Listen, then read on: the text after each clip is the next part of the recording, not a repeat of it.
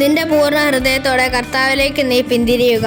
ബാഹ്യവസ്തുക്കളെ തള്ളിക്കളഞ്ഞ് ആന്തരിക ജീവിതത്തിലേക്ക് കടക്കുക. ഈ വാക്കുകൾ ഒരു കാര്യം വിശുദ്ധമാക്കുന്നു. യഥാർത്ഥ ഭാഗ്യവും മനുഷ്യജീവിതത്തിൻ്റെ യോഗ്യതയും ഏകാഗ്രതയിലും ദൈവത്തോട് യോജിച്ചിരിക്കുന്നതിലാണ് സ്ഥിതി ചെയ്യുന്നത്.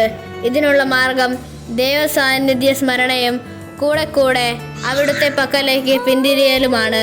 നമുക്ക് പ്രാർത്ഥിക്കാം.